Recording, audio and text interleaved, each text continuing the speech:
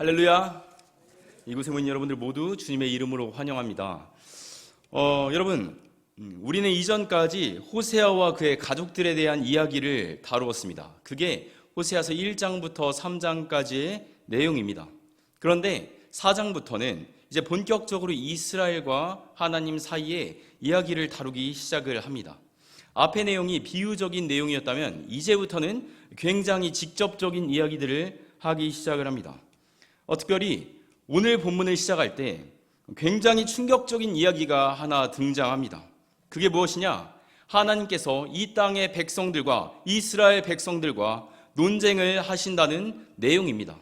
여러분, 여기에서 논쟁을 하신다는 것은 옳고 그름을 단순히 가린다는 의미가 아니라 법정에서 고소를 할 때 쓰이는 표현을 가져온 것입니다. 그러니까 하나님께서 당신의 백성들을 법정에 고발하는 것 같은 굉장히 심각한 상황을 이야기하고 있습니다. 지금 굉장히 심각한 상황이니 한번 잘 들어봐라, 이런 식으로 주의를 집중하고 있습니다. 여러분, 그 다음에 하나님께서 이스라엘 백성들에 대해서 뭐라고 고소를 하시냐? 이 땅에 인애도 없고 진실도 없고 하나님을 아는 지식도 없다고 말씀을 하십니다. 여러분, 여기서 쓰이는 인애와 진실이라는 말은 히브리어 원어로 봤을 때 먼저 이 진실이라는 단어는 에메트라는 단어입니다. 우리가 흔히 아멘 할 때 쓰이는 그 아멘의 원어가 바로 이 에메트라는 단어입니다. 그 다음에 진실이라는 표현, 그러니까 이 인애라는 표현은 헤세드라고 해서 우리가 굉장히 자주 들어봤던 하나님의 무조건적인 사랑을 의미하는 내용입니다. 근데 구약에서는요, 이 두 단어가 쌍으로 같이 자주 등장을 합니다. 이 찬양을 잘 아실지 모르겠는데 아침에 주의 인자심을 이라는 찬양이 있습니다.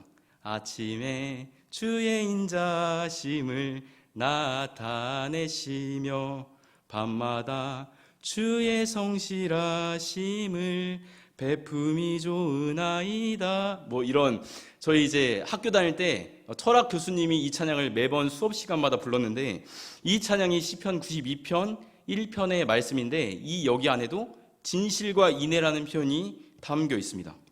여기에만 나온 것이 아니라 출애굽기 34장 6절에서는 이렇게 말합니다.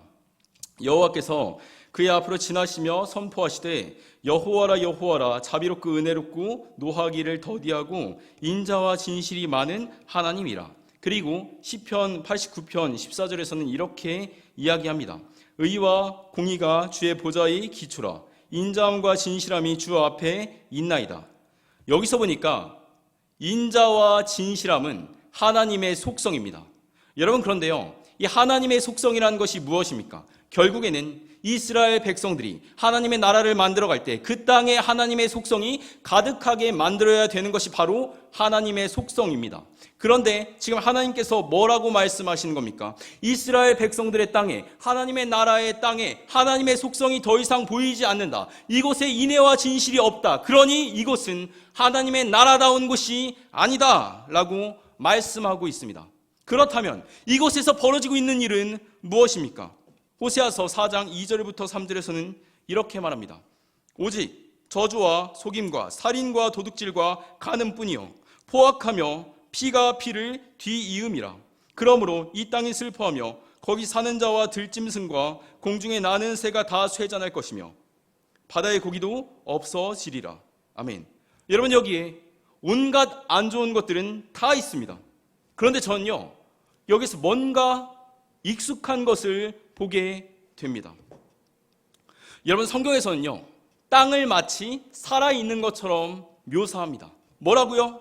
땅을 마치 살아있는 것처럼 묘사합니다. 오늘날 우리의 시대는요, 땅은 사고 팔 수 있는 죽어있는 물질입니다. 하지만 성경을 보니까 땅이 어떻습니까? 땅이 인간의 타락 때문에 저주를 받고 인간을 그 땅에서 내쫓습니다. 내뱉습니다.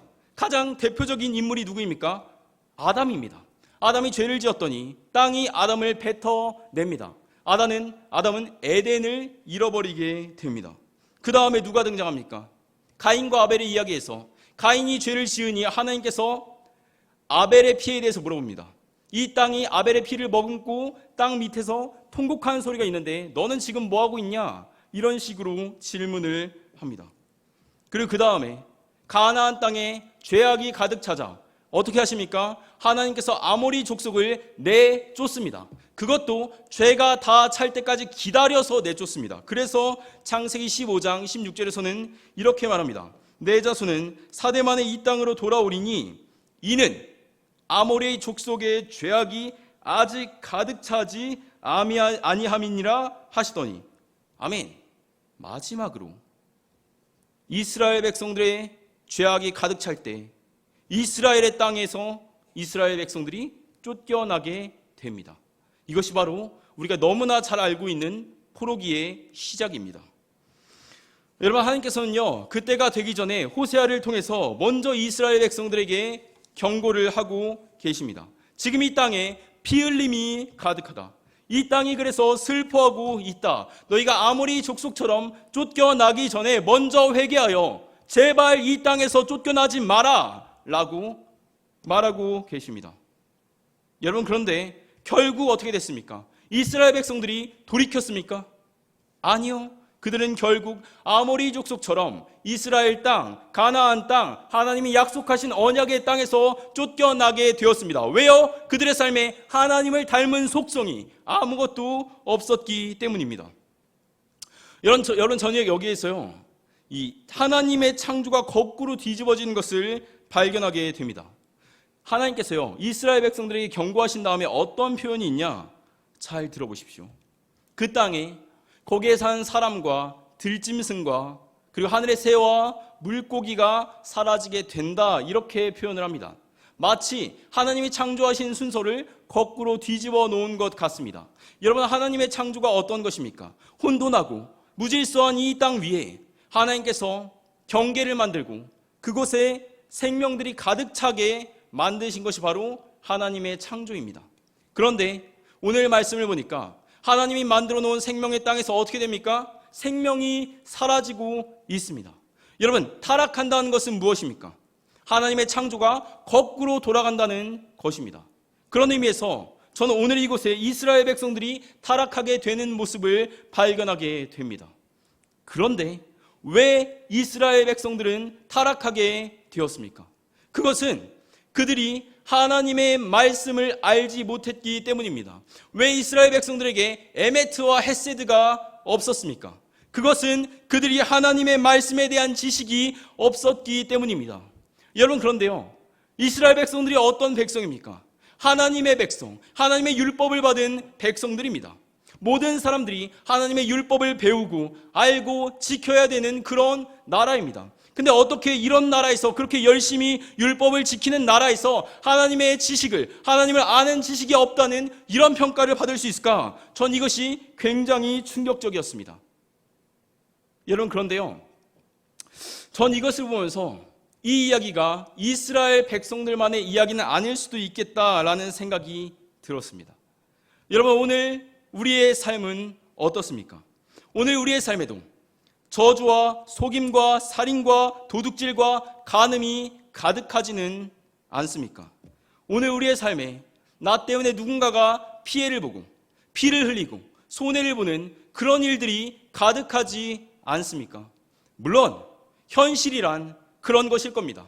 그러나 그럼에도 불구하고 우리가 세상의 다른 사람들과 다른 것이 무엇입니까? 우리의 삶에 일어나는 그 어쩔 수 없는 죄악들에 대해서 가슴 아파할 수 있다는 것, 그것을 세상의 법이 아니라, 세상의 기준이 아니라 하나님의 말씀, 하나님의 율법, 하나님의 가치관과 기준에 따라서 판단할 수 있다는 것이 우리가 세상과 다른 이유라고 생각을 합니다. 여러분, 그런데 만약 우리가 그 하나님의 말씀을 따르지 않으면 어떻게 된다고 하는 것입니까? 하나님이 말씀하시기를 이스라엘 백성들은 하나님의 말씀을 따르지 않았기 때문에 그 땅에서 쫓겨났다고 이야기를 하십니다. 그렇다면 오늘 우리도 우리가 살고 있는 땅에서 쫓겨날 수도 있겠죠.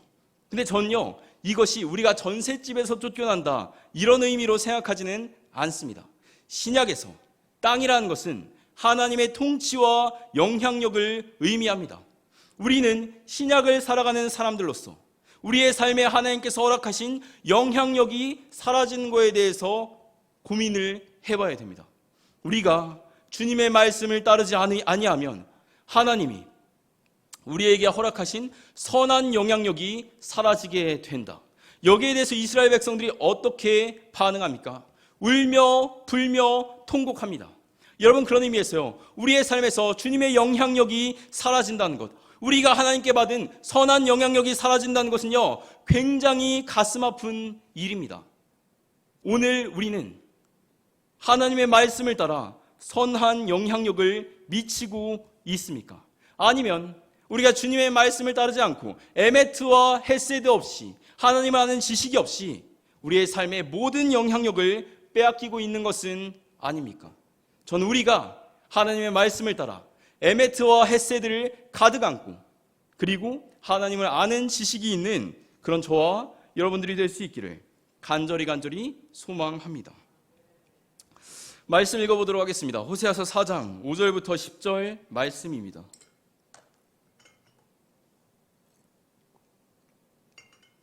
너는 낮에 넘어지겠고 너와 함께 있는 선지자는 밤에 넘어지리라. 내가 내 어머니를 멸하리라. 내 백성이 지식이 없음으로 망한도다. 내가 지식을 버렸으니 나도 너를 버려 내 제사장이 되지 못하게 할 것이요, 내가 내 하나님의 율법을 잊었으니 나도 내 자녀들을 잊어버리리라.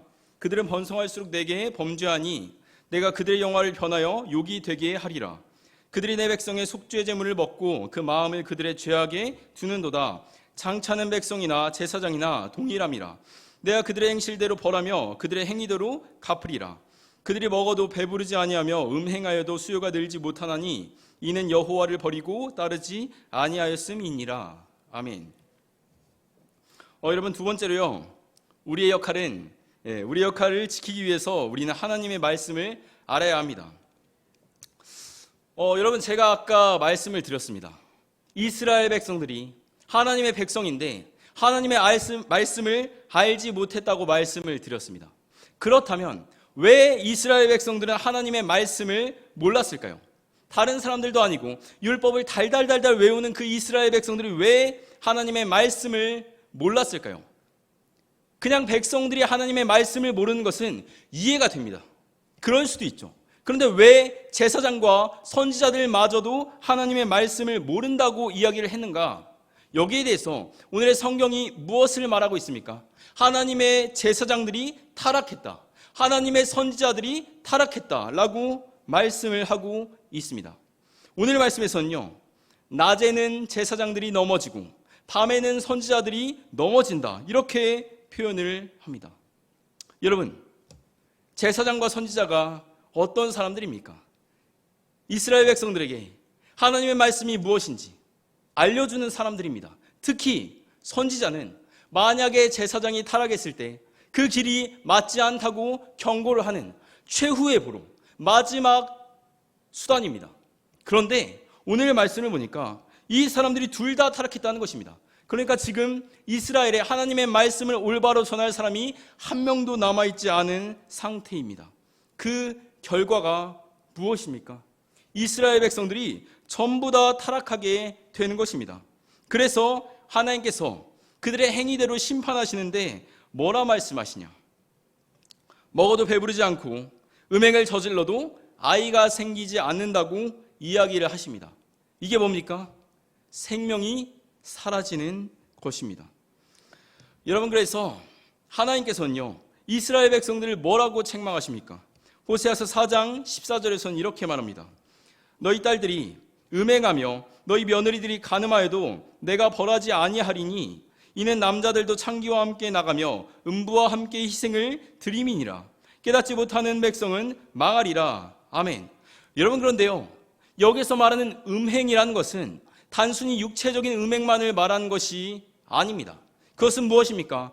영적으로 하나님이 아닌 다른 신들을 섬기는 모습, 하나님이 아닌 다른 신들을 사랑하는 모습에 대해서 그것은 영적인 음행이다 라고 말씀하고 있는 것이죠. 그래서 호세아서 4장 12절에서는 이렇게 말씀하십니다. 내 백성이 나무에게 묻고 그 막대기는 그들에게 고하나니 이는 그들이 음란한 마음에 미혹되어 하나님을 버리고 음행하였음이니라. 아멘. 여러분, 그런데 이 우상 숭배의 결과가 무엇입니까? 굉장히 중요합니다. 한 번만 잘 들어주십시오. 호세아서 4장 7절에서는 이렇게 말합니다. 그들은 번성할수록 내게 범죄하나니 내가 그들의 영화를 변하여 욕이 되게 하리라. 한 번만 더 읽겠습니다. 그들은 번성할수록 내게 범죄하니 내가 그들의 영화를 변하여 욕이 되게 하리라. 아멘. 여러분, 웨스트민스터 신학교의 그레고리 빌이라는 교수는 이렇게 말합니다. 우상 숭배를 할 때 중요한 특징이 한 가지가 있는데 그것이 무엇이냐? 성경을 보니까 직접적으로 얘기하지 않는데 하나님께서 주신 우리에게 있는 거룩한 하나님의 영광과 형상을 뭐랑 바꾼대요? 우상의 형상. 이 땅에 있는 하나님이 만드신 피조세계, 인간, 돌, 나무, 동물, 이런 것들의 썩어질 형상과 바꾸는 것이 우상 숭배의 결과이다. 뭐라고요? 말도 안 되는 어리석은 거래를 한 것이 바로 우상 숭배의 결과이다 라고 이야기를 합니다.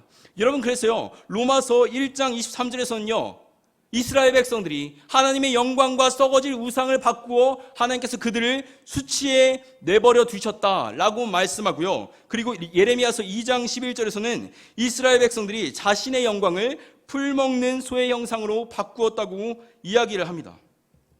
다시 말해서 여러분, 우상 숭배의 결과가 무엇입니까? 하나님이 우리에게 주신 가장 좋은 것을 가장 나쁜 것과 바꾸었다는 것입니다. 여러분, 그런데 그리스도인들의 소명이 무엇입니까? 하나님이 우리 안에 주신 하나님의 형상을 어디까지요? 예수 그리스도의 장성한 분량까지 자라나게 하는 것이 바로 그리스도인들의 사명입니다. 그런데 오늘의 말씀을 보니까 이스라엘 백성들이 무엇을 하고 있습니까? 정반대의 일들을 하고 있습니다. 우리 안에 있는 그 하나님의 형상을 점차 발전시켜 나가는 것도 모자란데 어떻게 하고 있습니까? 그것을 썩어져 버릴 것들, 가장 안 좋은 것과 바꾸고 있다는 것입니다. 여러분, 저는요, 이 말씀을 보고 굉장히 마음이 무거웠습니다. 왜요? 저는 성경의 말씀을 연구하는 사람이기 때문입니다. 여러분, 저는요, 성경의 말씀을 읽고 연구하고 배우는 사람입니다. 그래서 아마도 제가 성경에 대한 지식이 결코 적지 않을 것이라고 생각을 합니다. 하지만 제가 생각했을 때요, 오늘 말씀에 등장하는 이 제사장들, 이 선지자들이요, 저보다 성경의 말씀을 더 몰랐을 것이라고 생각하지는 않습니다. 그렇다면 이들은 왜 하나님의 말씀을 모르게 되었습니까? 그들의 마음이 우상과 바뀌어서, 그들의 형상이 우상과 바뀌어서 그들이 하나님을 닮아간 게 아니라 우상처럼 완고한 마음을 가지게 되었다는 것입니다. 그래서 오늘 말씀에서는 이렇게 이야기를 합니다. 호세아서 4장 16절부터 17절 말씀입니다. 이스라엘은 완강한 암수처럼 완강하니 이제 여호와께서 어린 양을 넓은 들에서 먹인같이 그들을 먹이시겠느냐? 에브라임이 우상과 연합하였으니 버려두라. 아멘. 여러분, 왜 우상과 연합하면 안 됩니까? 왜 우리가 우리 안에 우상의 형상을 만들면 안 됩니까? 그것은 우리가 하나님이 아니라 우상을 따라 우상처럼 완고한 마음을 가지게 된다는 것입니다. 여러분, 여기에 대해서 하나님의 판결이 무엇입니까? 호세아서 4장 5절에서는요, 하나님께서 내가 네 어머니를 멸하리라 라고 말씀하십니다. 여러분, 근데 이 말씀을 들었을 때요, 우리의 마음속에는 의아함이 생길 수 있습니다. 아니, 하나님, 아무리 이스라엘 백성들이 잘못을 했어도, 아무리 제사장들이 잘못을 했어도 어떻게 죄가 없는 그의 어머니를 멸할 수가 있습니까? 라고 질문할 수 있습니다. 근데 우리가 잘 알아야 되는 게 하나님이 어떤 분입니까? 자식이 잘못했다고 어머니를 벌주는 분이 아닙니다. 그렇다면 여기서 말하는 이 어머니의 의미는 무엇인가? 학자들은요, 이 어머니가 예루살렘을, 이스라엘을 의미한다고 이야기를 합니다. 실제로요, 갈라디아서 4장 26절에서는 이렇게 말합니다. 오직 위에 있는 예루살렘은 자유자니 곧 우리 어머니라. 아멘. 여러분, 제가요, 옛날에 하나님의 교회를 다니는 이단들과 토론을 한번 해봤던 적이 있습니다. 근데 그 사람들은요, 여기서 말하는 이 하늘의 예루살렘을 어머니 하나님으로 해석을 합니다. 하지만 그건 잘못된 해석입니다. 왜냐? 구약을 보면요, 성경을 보면요, 이 도시나 예루살렘 같은 이 어떤 지역을요, 여성 명사로 표현합니다. 왜냐? 그 도시가, 그 국가가 뭔가 생산물을 만들어내기 때문입니다. 그런 의미에서 여기서 말하는 어머니가 무엇이냐? 바로 이스라엘을 의미한다고 할 수 있습니다. 마찬가지로 아가서 3장 10절부터 11절에서는 이렇게 말합니다. 그 기둥은 은이요 바닥은 금이요 자리는 자색 깔기라. 그 안에는 예루살렘 딸들의 사랑이 엮여져 있구나. 시온의 딸들아 나와서 솔로몬 왕을 보라. 혼인날 마음이 기쁠 때에 그의 어머니가 씌운 왕관이 그 머리에 있구나. 아멘. 여기서요 예루살렘의 딸들아 시온의 딸들아 라고 했던 것은요 이스라엘 백성들을 말합니다. 여기에서는 이스라엘 백성들의 어머니가 예루살렘 시온이다 이렇게 말하고 있는 것입니다. 그리고 이스라엘 백성들이 우상을 숭배했기 때문에 그들의 어머니 같았던 예루살렘이 멸망하게 될 것이라는 심판의 메시지를 우리가 이 말씀에서 찾아볼 수 있습니다. 여러분, 저는 이 말씀을 보면서요 우리가 음행을 멈추어야겠다고 생각을 했습니다. 그런데 사실 제가 여기에서 여러분들에게 여러분 음행을 멈추십시오 이렇게 말하는 것은요 굉장히 민망한 일입니다. 제가 담당하고 있는 청소년들에게 그렇게 말하는 것은 뭔가 그럴 것 같습니다. 괜찮을 것 같습니다. 20대 청년들에게 그렇게 말하는 것은 괜찮을 것 같습니다. 하지만 제가 여기 계신 분들에게 여러분 음행을 멈추십시오 라고 말하기엔요 너무나도 부담스러운 마음이 있습니다. 그러나 성경이 말하기를 성경의 말씀은 남녀노소를 불구하고 모든 사람들에게 전해야 되는 말씀입니다.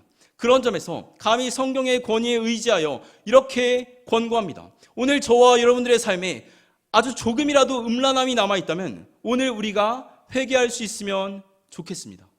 그리고 더 중요한 것이 무엇입니까? 성경이 말하는 것이 무엇입니까? 우리의 마음속에 영적인 음행이 있다면, 우리의 마음속에 우상 숭배가 있다면, 내 마음이 하나님이 아니라 다른 것들을 향하고 있다면 뭐라고 하십니까? 당장 멈추라고 하십니다. 왜요? 우리가 그렇게 다른 것들을 따라가다 보면 우리의 마음이 하나님이 아니라 다른 것들을 닮아가게 된다는 것입니다. 그렇게 우리의 마음이 완고하여져서 눈앞에 성경책이 있는데 성경이 말하는 것이 무엇인지 모르는 그런 비극을 우리가 경험하지 않을 수 있으면 좋겠습니다.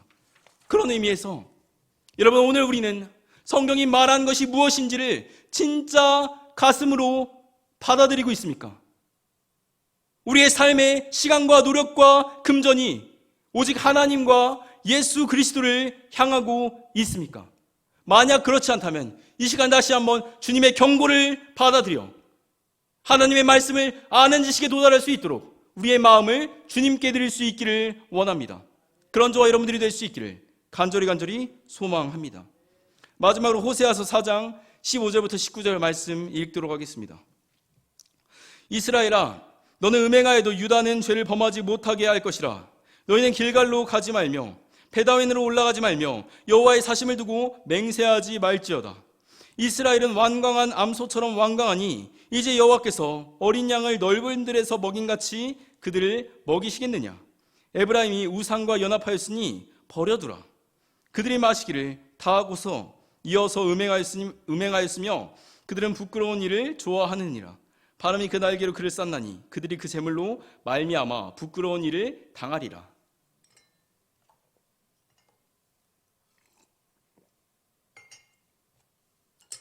여러분, 세 번째로 하나님의 말씀을 알기 위해서 우리는 하나님만을 온전히 사랑해야 합니다. 제가 여태까지 설교를 했는데 아마 어떤 사람들은 이렇게 생각할 것입니다. 전도사님, 알겠습니다. 우리가 하나님의 말씀을 알아야죠. 하나님의 말씀을 배워야죠. 그러면 어떻게 하면 하나님의 말씀을 알 수가 있습니까? 라고 물어보고 싶은 분들이 분명히 계실 것입니다. 전도사님, 우리가 말씀을 듣기 위해서 예배에 잘 나오면 되겠습니까? 우리가 성경 공부를 시작하면 되겠습니까? 저는 그런 것들이 분명히 우리에게 도움을 줄 것이라고 생각을 합니다. 그런데 오늘의 말씀은요, 그것과는 약간 결이 다릅니다. 저는 너무나도 여러분 예배를 열심히 드리십시오. 성경 말씀을 배우십시오. 이렇게 말씀드리고 싶은데 먼저 이 경고의 말씀을 이해하고 받아들이고 그 다음에 예배의 자리에 그 다음에 성경 공부로 나아와야 된다고 말씀을 드리고 싶습니다. 그런 의미에서 말씀 하나 읽어보도록 하겠습니다. 호세아서 4장 15절에서는 이렇게 말씀합니다. 이스라엘아, 너는 음행하여도 유다는 죄를 범하지 못하게 할 것이라. 너희는 길갈로 가지 말며 베다웬으로 올라가지 말며 여호와의 사심을 두고 맹세하지 말지어다. 아멘. 여러분, 여기서 말하는 길갈과 베다웬이 어떤 곳입니까? 길갈은 이스라엘 백성들이 처음 요단강을 건너서 하나님이 그들의 수치를 씻어주셨다, 수치를 굴러가게 하셨다 라고 했던 굉장히 역사적인 장소입니다. 베다웬은 어떤 곳입니까? 학자들이 말하기를 원래 벳아웬이라는 지명이 따로 있는데 여기서는 아마도 베델이라는 지명을 언어 유희를 위해서 바꾼 것 같다. 이 벳아웬의 의미는요, 우상의 집이라는 곳입니다. 베델의 의미는 하나님의 집이라는 의미입니다. 그래서 벳엘인데 벳아웬이라고 조롱하고 있는 것이다라고 해석을 합니다. 그렇게 해석하는 이유가 무엇인가? 바로 아모스서 5장 5절부터 6절의 말씀 때문입니다. 제가 읽도록 하겠습니다. 베델을 찾지 말며 길갈로 들어가지 말며 브엘세바로도 나아가지 말라. 길갈은 반드시 사로잡히겠고 베델은 비창하게 될 것임이라 하셨나니 너희는 여호와를 찾으라. 그리하면 살리라. 그렇지 않으면 그가 불같이 요셉의 집에 임하여 멸하시리니 베델에서 그 불들을 끌 자가 없으리라. 아멘. 여러분, 이 두 개의 말씀이 굉장히 비슷합니다. 왜요? 호세아와 아모스는요, 비슷한 시대를 살았던 선지자이기 때문입니다. 호세아는 영적인 음행에 대해서, 아모스는 사회적인 문제에 대해서 조금 더 집중을 했지만 이 둘이 공감하고 있는 부분이 하나 있습니다. 이 말씀은요, 거의 비슷합니다. 여기에서 호세아와 아모스가 함께 공감하고 있는 그 문제의식이 무엇입니까? 여러분, 길갈과 베델은요, 이스라엘 백성들에게 하나님이 우리 민족을 사랑하신다, 우리가 다른 때는 죄악을 범해도 이곳에 가면 이곳은 굉장히 거룩한 곳이니까 더 많은 은혜를 받을 거야 라고 기대하는 마치 성지 같은 장소입니다.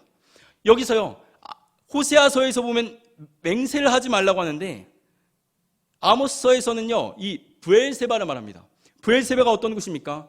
하나님 앞에서 아브라함이 맹세를 했던 장소입니다.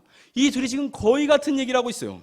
여러분, 그런데요, 이렇게 영적인 의미가 있었던 장소가요, 오늘 뭐라고 말해요? 너희에게 아무 의미가 없다고 이야기를 하고 있습니다. 왜요? 아모스서 4장 4절 말씀입니다. 너희는 베델에 가서 범죄하며 길갈에 가서 죄를 더하며 아침마다 너희 생을 3일마다 너희 11조를 드리며. 아멘. 여러분, 지금 이스라엘 백성들이 무엇을 하고 있습니까? 그 거룩한 곳에 가서, 베델과 길갈에 가서 죄를 더하고 우상을 섬기고 있습니다. 그래서 왕상 12장 32절에서는 이렇게 말합니다. 8째 달, 곧 그 달 15째 날로 절기를 정하여 유다의 절기와 비슷하게 하고 제단에 올라가되 베델에서 그와 같이 행하여 그가 만든 송아지에게 제사를 드렸으며 그가 지은 산당의 제사장을 베델에 세웠더라. 아멘. 이미 베델에서 우상 숭배를 하고 있었다는 말이죠. 여러분, 오늘 말씀에 나온 사람들처럼 열심히 예배할 수 있는 자신이 있습니까? 3일마다 11조를 드릴 수 있는 자신이 있습니까? 저는 없습니다. 그런데 오늘 하나님께서 이스라엘 백성들에게 뭐라고 말씀하고 있습니까? 너희가 아무리 거룩한 예배당에 나와서 열심히 예배를 드려도, 너희가 기도원에 가서 아무리 열심히 나한테 기도를 드려도, 너희가 너희의 모든 재산을 나한테 줄지라도 나는 그 예배를 받을 생각이 없다. 왜요? 그들이 여전히 하나님 앞에서 그 거룩한 곳에서 죄악을 저지르고 있기 때문입니다. 여러분, 우리가요, 예배의 자리에 나오는 거 너무나 좋습니다. 성경 공부를 하는 건 너무나 좋습니다. 열심히 기도하는 건 너무나 좋습니다. 그러나 우리의 마음이 주님께 들어져 있지 않다면 주님이 그 예배를 받지 않으신다는 것입니다. 여러분, 그렇다면 도대체 어떻게 하라는 것입니까? 아모스서 5장 6절에서는 이렇게 말합니다. 너희는 길갈로도 베델로도 브엘세바로도 가지 말고 오직 여호와를 찾으라. 그리하면 살리라. 뭐라고요? 오직 여호와를 찾으라. 그리하면 살리라 라고 말하고 있습니다. 여러분, 그런 점에서 오늘 우리의 삶에 진짜 하나님을 사랑하는 그 순수한 마음은 어디로 갔습니까? 제가 고등학교 3학년 때 너무너무 하나님을 사랑했던 때가 있습니다. 저희 때는요, 아마 다들 그러셨겠지만 고등학교 때 야자가 자율이 아니었습니다. 야자를 빼면 선생님께 맞았습니다. 근데 제가 고등학교 3학년 때 맨날 야자 빼고 선생님께 맞아서 선생님이 두 손 두 발을 다 들었습니다. 그래, 넌 목사니까 가라. 이래가지고 제가 약속을 해서 금요 예배를 갈 수 있게 됐습니다. 그런데 선생님이 약속하기를 네가 그 예배 직전 야자까지는 다 있어라. 학교에 도망치지 말고 있어라. 그렇게 말씀하셔가지고 제가 그때까지 있었다가 예배를 드리러 갔습니다.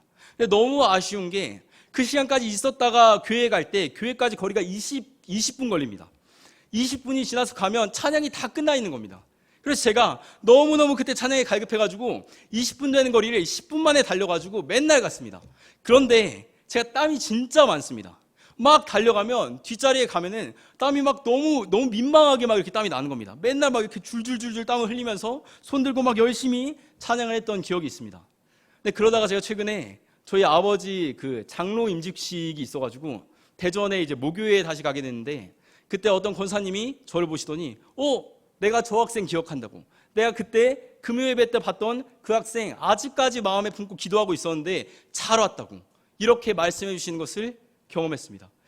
제가 그 얘기를 듣고 이런 생각이 들었습니다. 그때 그 모습을 우리 권사님 한 분이 기억해 주셨는데 하나님은 얼마나 예쁘게 그 모습을 보셨을까? 이런 생각이 들었습니다. 근데 동시에 내가 그때 그렇게 열심히 기도했던 거 우리 주님께서 아시는데 지금 내 예배를 보시면서 우리 주님 어떤 생각하실까? 얼마나 많이 실망하실까? 얼마나 많이 서운하셨을까? 이런 생각이 들었습니다. 여러분, 오늘 여러분은 어떻습니까? 이 밤에 이 경사진 보광돌길을 올라가지고 이 높은 곳까지 올라오신 여러분들의 마음이 여러분들이 소시적에 얼마나 하나님을 사랑했을지 저는 가늠이 되지 않습니다. 그러나 오늘 만약에 우리의 예배가 그때의 예배보다 못하다면, 그때의 열정보다 못하다면 우리 주님께 우리가 오늘 죄송한 마음을 가지고 회개하는 마음을 가지고 나아갔으면 좋겠습니다. 그래서 우리의 첫사랑을 회복하여 오직 주님께로 돌아가 주님 우리의 마음을 주님께 드립니다. 우리의 마음을 먼저 받아주시옵소서. 이렇게 고백할 수 있기를 원합니다. 그때 주님께서 우리의 예배를 받으실 것이기 때문입니다. 그 다음에 주님께서 우리에게 하나님을 아는 지식을 마음껏 허락하실 것이기 때문입니다. 그렇게 우리의 삶에 주님을 아는 지식이 가득하게 되는 저와 여러분들이 될 수 있기를 간절히 소망합니다.